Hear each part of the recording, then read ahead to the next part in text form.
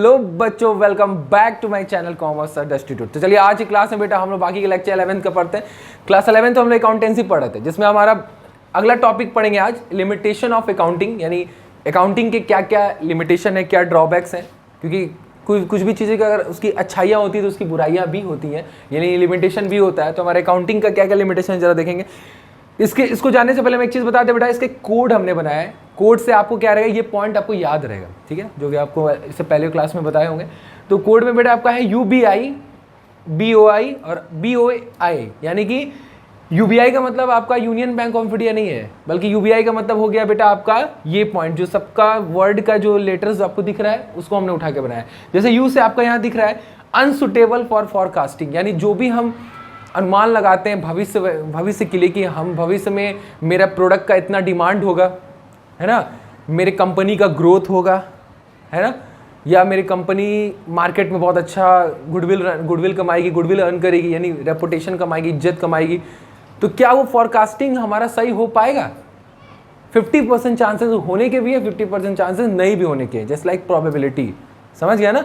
तो इसलिए यहाँ पर क्या होता है कि अकाउंटिंग हमारा जरूरी नहीं कि हमारा जो हम फॉरकास्ट कर रहे हैं वो हो पाएगा, ठीक है। तो इसलिए एक लिमिटेशन क्रिएट करता है। अगर नहीं हो पाया तो लिमिटेशन हुआ कि नहीं हुआ। सेकंड है बेटा based on accounting concept and convention. यहां पर जो भी हम अकाउंटिंग रिकॉर्ड करते हैं डाटा बेटा, जो भी चीज रिकॉर्ड करते हैं वो एजम्पशन पे डिपेंड करते हैं, एज्यूम करके रिकॉर्ड करते हैं। क्या एज्यूम करके रिकॉर्ड करते हैं कि हम ये एज्यूम करते हैं बेटा कि हमारे यहाँ जो एम्प्लॉय काम करे वो बहुत अच्छे से काम करेंगे, है ना। हमारे साथ जो मैनेजर अंडर डिपार्टमेंटल मैनेजर है, जो डिपार्टमेंटल मैनेजर वो प्रॉपरली काम करेंगे, है ना। हमारे कंपनी में प्रॉफिट होगा, इस साल टारगेट को अचीव करना है। समझ गए? तो एज्यूम, हमारा अकाउंटिंग पूरा एज्यूम पे एजम्पशन पे डिपेंड करता है, मानने पे, कि हम मान के चलते हैं। तो बेटा मान के अगर आप जो भी चल रहे हो, क्या वो जरूरी है कि वो भी कंप्लीटली हो पाएगा? इसी की वजह से बेटा आप हमारा फॉरकास्टिंग में गड़बड़ा गया बेटा, कि हम एज्यूम, अगर हम जो एज्यूम कर रहे हैं जब वो नहीं हो पाया तो क्या भविष्य में जो होने वाली चीज हम सोच के रखे थे क्या वो हो पाएगा? वो भी नहीं हो पाएगा। समझ गए ना? तो यहाँ पर कॉन्सेप्ट एंड कन्वेंशन का मतलब हो गया बेटा एजम्पशन। हम मान के चलते हैं कि हमारे भविष्य में ये होगा, मतलब हमारे लिए प्रेजेंट टाइम में जो भी चीज़ मान के चलते हैं कि ये करेंगे तो ये होगा, ये करेंगे तो ये होगा। समझ गए मेरी बात ना? जैसे मान लीजिए अगर हम सोचेंगे कि मार्केट में डैमेज पैंट बेचते हैं, तो क्या आप जो एज्यूम कर रहे हो कि डैमेज पैंट हम बेचेंगे तो बिकेगा, क्या वो हो पाएगा? हो भी सकता है, नहीं भी हो सकता है। अगर नहीं हो पाया तो हमारा भविष्य में हम सोचे थे कि हमारा प्रॉफिट होगा, हमारा ग्रोथ होगा, वो भी नहीं हो पाएगा। इसका मतलब एज्यूम्शन, अगर एजम्पशन मेरा नहीं हो पाया, जो हमने एज्यूम किया वो क्लियरली क्वालिफाई नहीं कर पाया, तो इसका मतलब हमारा जो भविष्य में जो हम सोचे थे वो भी नहीं हो पाएगा। मतलब ये इससे कोरिलेट कर रहा है कि नहीं कर रहा बेटा?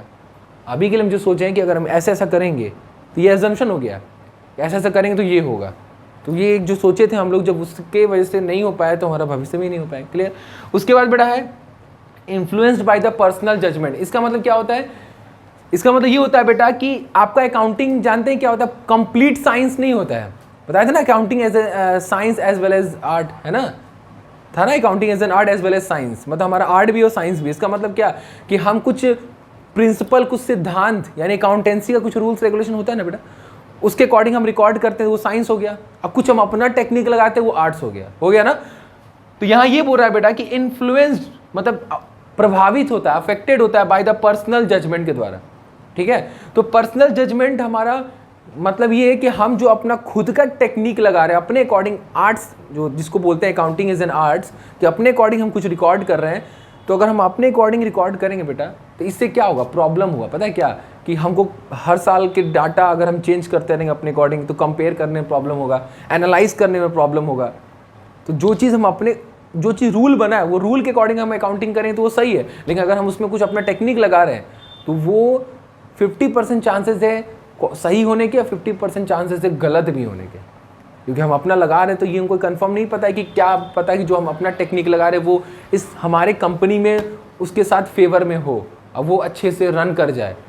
समझ गए ना? जैसे मान लीजिए हमने सोचा कि बैलेंस शीट को क्यों ना थोड़ा सा अलग टाइप से बनाया जाए, तो बना लिया। पिछले साल कुछ अलग टाइप से बनाए थे, तो कंपेयर करेंगे तो दोनों का कंपेयरिंग में प्रॉब्लम होगी, नहीं होगा? डिफिकल्टी होगा ना बेटा समझने में कि आखिर ये कैसा था, वो कैसा था। तो अपना पर्सनल जजमेंट, अपना खुद का पर्सनल टेक्निक लगाते हैं तो वो कभी कभार गलत भी हो जाता है। समझ गए ना? तो ये भी एक क्या है बेटा? लिमिटेशन है। उसके बाद बेटा है UBI हो गया हमारा। यू से क्या था? Unsuitable for forecasting. बी से हमारा था based on accounting concept and convention, I से था influenced by the personal judgement. उसके बाद बी से बेटा हमारा है based on historical cost. Historical cost का मतलब होता है कि आपने सुना होगा या फिर हम नहीं सुने तो हम आपको बता रहे हैं कि इसमें लास्ट में बैलेंस शीट बनता है। क्या बनता है बेटा? Balance sheet. और उस बैलेंस शीट में हमेशा बुक वैल्यू रिकॉर्ड होता है। बुक वैल्यू मतलब होता है जो उसका ओरिजिनल वैल्यू है, जो भी प्रोडक्ट का जो उसका ओरिजिनल दाम है वो रिकॉर्ड होता है।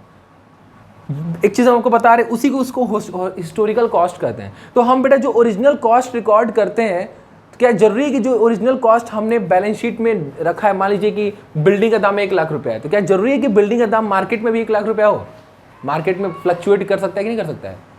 यानी हमने जो एज्यूम करके जो प्रोडक्ट का ओरिजिनल कॉस्ट रखा है वो दाम मार्केट में तुरंत बदल सकता है, घट भी सकता है और बढ़ भी सकता है। तो इसीलिए हिस्टोरिकल कॉस्ट के बेस पे अगर हम जो भी डाटा रिकॉर्ड करते हैं बैलेंस शीट में, यानी ओरिजिनल दाम उसका जो रिकॉर्ड करते हैं वो भी गलत हो जाता है। मार्केट वैल्यू से कंपेयर करने पे वो अलग हो जाता है। मार्केट में जाएंगे तो उसका दाम कुछ अलग निकलेगा। मान लीजिए मेरा प्रोडक्ट, मेरे पास जो स्टॉक है, कुछ भी स्टॉक ले लीजिए, मान लीजिए मेरे पास क्लॉथ है, कपड़ा है, और कपड़े का दाम बेटा अभी हमने जब उसका ओरिजिनल कॉस्ट उसको बनाने में जो लगा है पूरा कंप्लीट, तो उसका दाम है मान लीजिए 100 रुपये एक कपड़े का। अब मार्केट में उसी कपड़े का दाम चल रहा है 120 रुपये, तो अलग हुआ कि नहीं हुआ? तो ये अकाउंटिंग लिमिटेशन क्रिएट किया कि नहीं किया बेटा? जो डाटा हम रिकॉर्ड किया वो गलत हो गया ना। तो हिस्टोरिकल कॉस्ट यानी कि जो ओरिजिनल कॉस्ट हम रिकॉर्ड करते हैं वो गलत भी हो जाता है। उसके बाद है omission of qualitative information. Omission का मतलब होता है कि हम नहीं रिकॉर्ड करते हैं, भूल जाते हैं, नहीं रिकॉर्ड कर पाते हैं, नहीं रिकॉर्ड कर पाते हैं। क्वालिटेटिव का मतलब होता है बेटा नंबर में। क्वालिटी मतलब, क्वालिटी में क्या होता है? इधर देखिए बेटा, क्वालिटेटिव का मतलब होता है नंबर में। किसमें बेटा प्रिंस? नंबर में। नंबर में मतलब ये कि जैसे मान लीजिए आप इधर देखिए, इधर युवराज, मान लीजिए बेटा आप क्या बोलते हैं प्लांट मशीनरी खरीद रहे हैं, तो उसका दाम तो आप लोग लिख लेंगे, प्लांट मशीनरी को कितने बेचे उसका भी अमाउंट नंबर में लिख लेंगे। लेकिन क्या आप मैनेजर कितने मेहनत से काम कर रहा है उसके एफर्ट को, उसकी एफिशिएंसी को नंबर में बता सकते हैं? हाँ, क्या मैनेजर और एम्प्लॉय का जो रिलेशन, जो रिश्ता है, जैसे मान लीजिए हम मैनेजर हैं, आप लोग एम्प्लॉय हैं, तो आपका मेरा जो संबंध है क्या उसको नंबर में बता सकते हैं कि 2 किलो में क्या बोलते हैं प्रिंस और अभिनंदन सर का संबंध है, या 5 किलो में है, ऐसा बता सकते हैं? या फिर 2 रुपये में है, 10 रुपये में है, नहीं बता सकते। तो हम कुछ इन्फॉर्मेशन को नंबर में रिकॉर्ड नहीं कर पाते, ये भी अकाउंटिंग का एक लिमिटेशन है। समझ गए ना?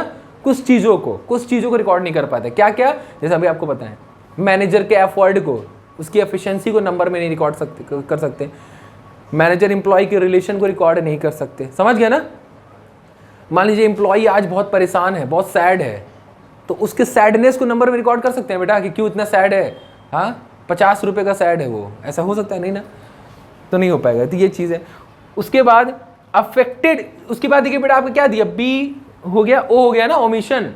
ए से क्या बेटा, ये सबसे मोस्ट इंपॉर्टेंट है, affected by the window dressing. Affected by the window dressing, इसका मतलब ये है कि अकाउंटेंट जो होता है बेटा, होता है वो क्या करता है, वो कभी कभार अपने डाटा में कुछ बढ़ा चढ़ा के रिकॉर्ड करता है, शो ऑफ करने के लिए, सामने वाले सीए को खुश करने के लिए, इंप्रेस करने के लिए। नहीं होता है कि जैसे मान लीजिए मेरा रिजल्ट आया है, 60% लोग बताते हैं 90% आया है, पता होता ही नहीं होता? कोई बोला कि नहीं से? कुछ नहीं बोला है, हो जाता है क्योंकि। तो यही होता है बेटा कि आपका विंडो ड्रेसिंग का मतलब धोखाधड़ी। वो धोखाधड़ी जो करते अकाउंटेंट करते हैं, वो क्या करते हैं कि अपना डाटा, अपना स्टेटमेंट को बढ़ा चढ़ा के दिखाते हैं। उनको प्रॉफिट हुआ 1 लाख का, बोलेंगे 10 लाख का प्रॉफिट हुआ है। मतलब मार्केट में अपने आप को बहुत इज्जत बनाना है कि झूठ बोल बोल के, अरे मेरे कंपनी में ये होता है, वो होता है, फलान ठिकान, सब उसमें डाटा में रिकॉर्ड किया गया है। तो affected by the window dressing. ठीक, उसके बाद है इनकम्प्लीट इंफॉर्मेशन। इनकम्प्लीट इंफॉर्मेशन का मतलब होता है कि हमारे काउंटिंग में कुछ चीज़ें इनकम्प्लीट रिकॉर्ड होती हैं। तो बेटा वही हम पढ़ रहे थे, इनकम्प्लीट इंफॉर्मेशन। इनकम्प्लीट इंफॉर्मेशन में ये होता है कि कुछ अकाउंटिंग में डाटा जो रिकॉर्ड होता है वो इनकम्प्लीट होता है, कंप्लीटली रिकॉर्ड नहीं कर पाते। पता है क्या, हम एग्जैक्ट प्रॉफिट लॉस बिजनेस का नहीं बता सकते कि हमारा बिजनेस कितना प्रॉफिट में चल रहा है, कितना लॉस में चल रहा है। आपको एग्जैक्टली हम आपको बता दें कि कोई भी अकाउंटेंट अपने बिजनेस का एग्जैक्ट प्रॉफिट और लॉस नहीं बता सकता। पता है क्यों? क्योंकि एग्जैक्ट प्रॉफिट लॉस हमारे बिजनेस का तब पता चलेगा जब मेरा बिजनेस क्या होगा, वाइंडिंग अप होगा। वाइंडिंग अप मतलब बंद होगा। क्या होगा? डिसॉल्व होगा। जब हमारा बिजनेस कंप्लीट डिसॉल्व हो जाएगा बेटा ना, तब हमें पता चलेगा कि हमारा बिजनेस लाभ में था कि लॉस में था। समझ गए? तो वही चीज बता रहा है इनकम्प्लीट इंफॉर्मेशन, मतलब कुछ चीजें हम बेटा इनकम्प्लीट रिकॉर्ड करते हैं, कंप्लीट रिकॉर्ड नहीं होता है, क्योंकि आपको एग्जैक्टली बताएं कि हम अपने बिजनेस में कंप्लीट प्रॉफिट लॉस हम नहीं बता सकते हैं एग्जैक्ट, क्योंकि एग्जैक्ट प्रॉफिट लॉस हमारा तब पता चलेगा जब हम अपने कंपनी को क्या करेंगे, अभिषेक, बंद करेंगे। ठीक है, तो ये समझ में आ गया बेटा, चलिए इसको नोट कर लीजिए। तो चलिए बेटा अगला टॉपिक पढ़ते हैं, क्वालिटेटिव कैरेक्टरिस्टिक्स या एट्रीब्यूट्स ऑफ अकाउंटिंग इन्फॉर्मेशन। हमारे अकाउंटिंग इन्फॉर्मेशन के क्या क्या क्वालिटेटिव कैरेक्टरिस्टिक्स है बेटा, ये एग्जाम में आता है। ठीक है, ध्यान दीजिएगा, बहुत इंपॉर्टेंट है और बहुत सिंपल भी है, आराम से समझिए। पहला बेटा क्या बता रहा है कि अकाउंटिंग इन्फॉर्मेशन की क्या कैरेक्टरिस्टिक्स है, उसमें पहला पॉइंट बता रहा है कि रियलाइबिलिटी। रियलाइबिलिटी का मतलब ये होता है हम जो भी अकाउंटिंग में इंफॉर्मेशन रिकॉर्ड कर रहे हैं, जो भी डाटा रिकॉर्ड कर रहे हैं, वो रियलिस्टिक होना चाहिए, एक्यूरेट होना चाहिए। ऐसा नहीं कि हम गलत रिकॉर्ड कर रहे हैं, किसी का अमाउंट कुछ और है, हम रिकॉर्ड कर दिए कुछ और। बात समझ रहे हैं ना? यानी रियलेबिलिटी का मतलब होता है रियलिस्टिक। रियलिस्टिक मतलब एकदम रियल, एकदम फैक्ट, एक्चुअल डाटा रिकॉर्ड करना है मेरे को। क्लियर है बेटा? जो भी डाटा आपका है, जो भी प्रोडक्ट का दाम है, जो भी अमाउंट है, वही ही रिकॉर्ड हमको करना है अकाउंटिंग में। तो ये बताता है रियलेबिलिटी को। समझ गए? सेकेंड है रिलेवेंस। क्या युवराज? रिलेवेंस। रिलेवेंस का मतलब होता है कि हमारा जो डाटा है वो रिलेवेंट होना चाहिए। रिलेवेंट का मतलब होता है इंपॉर्टेंट डाटा होना चाहिए, जो मेन डाटा है। समझ गए ना? एकदम मेन बेटा ट्रांजैक्शंस को ही रिकॉर्ड किया जाएगा, अननेसेसरी डाटा को रिकॉर्ड नहीं करना है। जो मेन ट्रांजैक्शन है, हमारे बिजनेस से जुड़ा है, वही डाटा रिकॉर्ड करना है, उसी को बोलते हैं रिलेवेंस, यानी रिलेवेंट होना चाहिए। समझ रहे हैं ना? एकदम एक्यूरेट मेन ट्रांजैक्शन होना चाहिए, जो मेन है, अननेसेसरी डाटा को रिकॉर्ड नहीं करना। ये बताता है हमारा रिलेवेंस। थर्ड हमारा बेटा देखिए क्या है प्रिंस, अंडरस्टैंडेबिलिटी। अंडरस्टैंडेबिलिटी का मतलब ये होता है कि हमारा जो अकाउंटिंग डाटा स्टेटमेंट है वो ऐसा होना चाहिए कि ताकि सामने वाले को समझ में आ जाए, यानी इजी वे में होना चाहिए, शॉर्ट फॉर्मेट में होना चाहिए, अंडरस्टैंडेबल होना चाहिए, मतलब इजीली वे में सब सामने वाले को समझ में आना चाहिए। मतलब सिंपल फॉर्मेट में साधारण रूप से आपको एक स्टेटमेंट तैयार करना है, जिसको कोई भी अगर आप देखें, बेसिकली जो भी अकाउंटेंट आते हैं या चार्टर्ड अकाउंटेंट ऑडिट करने आते हैं, या फिर खुद आप या आपका कंपनी का मैनेजर या कोई भी अगर आपके स्टेटमेंट को पढ़ रहा है तो वो इजिली वे में समझ जाए कि हाँ क्या क्या हो रहा है मेरे बिजनेस में। समझ गए? ऐसा नहीं कि बहुत लेंदी रिकॉर्ड कर दिए, बहुत डिफिकल्ट वे में लिख दिए कि जिसको समझ नहीं आ रहा पढ़ने में, एकदम सिंपल वे में आपको रिकॉर्ड करना है। क्लियर? यही बताता है हमारा अंडरस्टैंडेबिलिटी। फिर है बेटा कंपैरेबिलिटी। कंपैरेबिलिटी का मतलब होता है हम जो भी डाटा रिकॉर्ड करेंगे वो ऐसा रिकॉर्ड करें ताकि इस ईयर को प्रीवियस अपने पिछले साल और उसके पिछले साल के डाटा के साथ कंपेयर कर सके।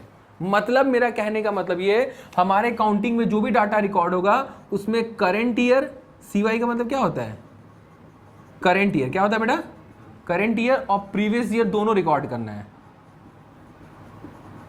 प्रीवियस ईयर मतलब ये है कि इस साल जो भी मेरे पास ट्रांजैक्शन है, जो भी मेरे पास डाटा है, उसका प्राइस कितना है, वो होता है करंट ईयर। और इससे पहले वाले पिछले साल जो भी मेरा ट्रांजैक्शन था उस समय उसका प्राइस कितना था, तो दोनों रिकॉर्ड करना ताकि उसको कंपेयर करके हम रिजल्ट निकाल सके कि मेरा ग्रोथ हो रहा है कि लॉस हो रहा है। समझ गए ना?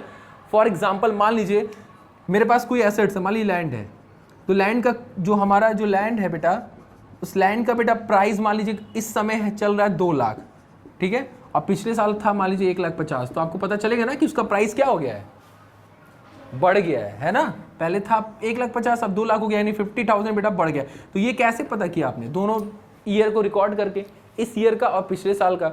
समझ गए? तो ये कंपैरेबिलिटी बताता है कि जो भी है वो प्रीवियस ईयर करंट ईयर दोनों को रिकॉर्ड करना है, ठीक है, जिसको हम इजिली वे में क्या कर सके, कंपेयर कर सके। फेथफुल प्रेजेंटेशन का मतलब होता है एकदम अच्छे तरीके से प्रेजेंट करना है, गलत नहीं करना। मतलब मेरा कहने का मतलब है विंडो ड्रेसिंग नहीं करना है।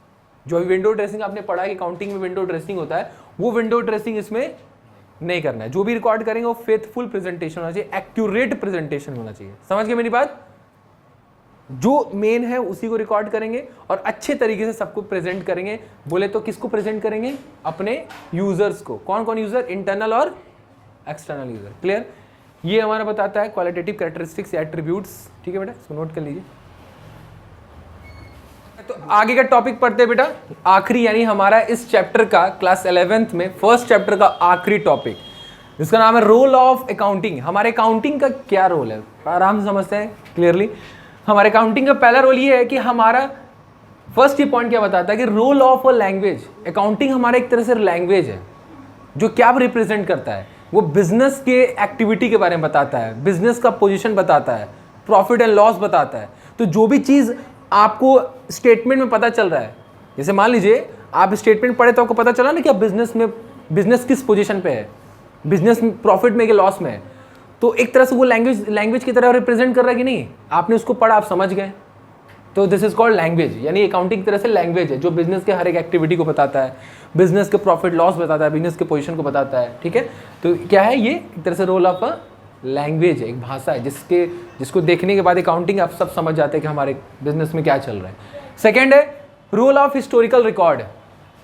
हमारे अकाउंटिंग दूसरा क्या रोल रिप्रेजेंट करता है, जो भी डाटा अगर आपको समझना है कहाँ मिलेगा, सब आपको अकाउंटिंग में मिलेगा। सब हिस्टोरिकल रिकॉर्ड यानी क्रोनोलॉजिकल रिकॉर्ड है ये। इसको हिस्टोरिकल रिकॉर्ड को बेटा हम क्रोनोलॉजिकल रिकॉर्ड भी कहते हैं, जो हमारे बिजनेस के फाइनेंशियल पोजीशन को बताता है। तो अगर आपको जो भी डाटा देखना है, जो भी रिकॉर्ड देखना है, तो आप कहाँ जाओगे, अकाउंटिंग स्टेटमेंट को देखने जाओगे। तो अकाउंटिंग स्टेटमेंट आपको सारा डाटा मिल जाएगा, पूरा रिकॉर्ड आपको मिल जाएगा। तो सेकंड पॉइंट ये बताता है कि इसमें सारा डाटा आपको अकाउंटिंग में ही मिलेगा, पूरे बिजनेस का। तो ये हिस्टोरिकल रिकॉर्ड को रिप्रेजेंट करता है, जिसको हम लोग क्रोनोलॉजिकल वर्ड से भी रिप्रेजेंट करते हैं। आपके 1 मार्क्स में पूछ सकता है कि क्रोनोलॉजिकल रिकॉर्ड हमारा क्या ये रोल ऑफ अकाउंटिंग है कि नहीं है, तो आप बोलेंगे हाँ है, बिल्कुल है। ठीक है, समझ गए, इसमें सारा डाटा आपको मिल जाएगा। ठीक, थर्ड है role of determining the net profit. हमारा अकाउंटिंग है जिसके आधार पे आप कंपनी के प्रॉफिट और लॉस को पता कर सकते हो। तो वही है कि डिटरमाइन मतलब फाइंड आउट करना, कैलकुलेट कर सकते हैं हम यहाँ पर, प्रॉफिट और लॉस पता कर सकते हैं। अगर आपको बिजनेस का प्रॉफिट या लॉस जानना है तो अकाउंटिंग देख लीजिए, उसमें क्लियरली पता चल जाएगा। ठीक है, तो अकाउंटिंग हमारा प्रॉफिट और लॉस भी बताता है, ये भी एक रोल प्ले करता है। Fourth role of determining the financial position. हमारे बिजनेस का प्रेजेंट टाइम में क्या स्थिति चल रहा है, बहुत ग्रोथ में है कि डाउन में, क्या पोजीशन मार्केट में चल रहा है मेरा बिजनेस का, तो पोजीशन भी हमें किसके अकॉर्डिंग पता चले, अकाउंटिंग के थ्रू पता चलेगा। तो ये भी एक रोल प्ले करता है कि हमारे बिजनेस का पोजीशन बताता है। ये सब तो आप लोग जानते ही हैं, है ना, आराम से बता देंगे। उसके बाद रोल ऑफ इंफॉर्मेशन सिस्टम, है ना, ये अकाउंटिंग हमारा इंफॉर्मेशन सिस्टम है, दूसरों को सूचित करने का रोल है कि किसी को अगर आपको इन्फॉर्म करना है तो अपने अकाउंटिंग दिखा दो। जैसे यूजर जो हम लोग पढ़े थे अभी, सब जानते हैं आप लोग, एक इंटरनल यूज़र, एक्सटर्नल यूज़र, उनको इन्फॉर्म करेंगे ना, कैसे इन्फॉर्म करेंगे, by the help of statement. एक स्टेटमेंट देंगे तो वो स्टेटमेंट इन्फॉर्म कर रहे हैं, तो एक इन्फॉर्मेशन सिस्टम है, किसी को इन्फॉर्म करने का एक सिस्टम है अकाउंटिंग। किसी को इन्फॉर्म करना है, अकाउंटिंग डाटा दे दो, समझ जाए, clear. And last role of service provider. हमारा अकाउंटिंग एक सर्विस भी देता है। कैसा सर्विस देता है कि कुछ भी अगर आपको जानना है बिजनेस के बारे में, क्या बिजनेस में स्थिति चल रहा है, कितना एम्प्लॉय को सैलरी दिया जा रहा है, कितने एम्प्लॉय काम कर रहे हैं, कंपनी का नाम क्या है, किस जगह पे कंपनी खुला गया है, क्यों खुला गया है, उसका पर्पस क्या है, कौन सा प्रोडक्ट बना रही है, तो सारा चीज़ आपको पता चल जाएगा अकाउंटिंग में।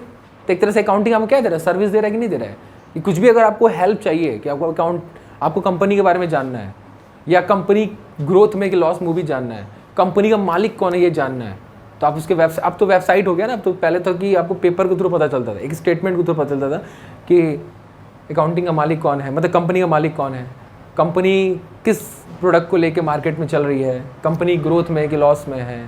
ठीक है, तो वो अकाउंटिंग स्टेटमेंट के थ्रू पता चल जाता था, एक सर्विस मिलता था आपको, क्या कुछ जो भी जाना आप अकाउंटिंग मिल जाएगा। ठीक है, तो ये था बेटा रोल ऑफ अकाउंटिंग। ठीक है, आई होप आप लोग को समझ में आया बेटा, तो इसको आप लोग अच्छे से नोट कर लीजिए। और बाकी हम लोग नेक्स्ट क्लास में बेटा नेक्स्ट चैप्टर पढ़ेंगे। ये चैप्टर हमारा क्लोज हो गया है, कंप्लीट हो गया है। तो आई होप आप लोग बहुत अच्छा लगा वीडियो, तो इस वीडियो को ज़्यादा से ज़्यादा शेयर करिए और पसंद आए तो इसको लाइक करिए। Thank you.